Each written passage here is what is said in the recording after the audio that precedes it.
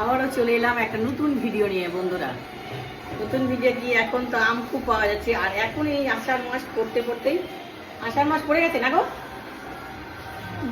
মাসেরও হিসাব ভুলে গেছি। তো আমাদের বাড়িতে এই দেখো আশিনা আম হলো আচারের জন্য খুব ভালো। এই হলো টক, আর যদি মিষ্টি আচার দাও ফজলি আম দিয়ে, আর আশিনা আম হলো পারফেক্ট আচারের জন্য। এই দেখো আশিনা আমটা দেখো,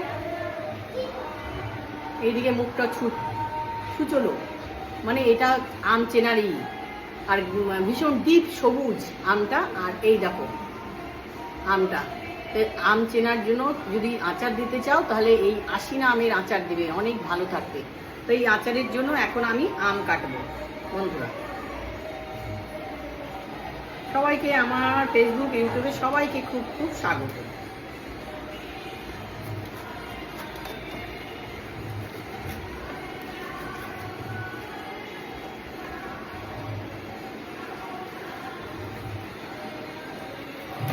এই দেখো শ্বাসটা পড়ে গেল,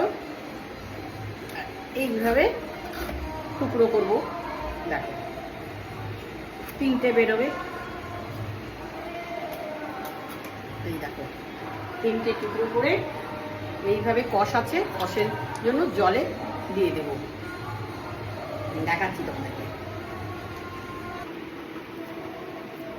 এই দেখো সব করে এই দেখো জলে ভিজিয়ে রাখতে আধা ঘন্টা, তারপরে আচারের ভিডিও আসবে। কীভাবে এই আচারটা আশিনা আমের আচার করবো সেটা তোমরা লেগে থাকবে আর পাশে থাকবে, তাহলেই দেখতে পাবে। তো টাটা, এখনকার মতন টাটা। আবার নেক্সটে তোমাদের সঙ্গে ভিডিওতে দেখা হচ্ছে।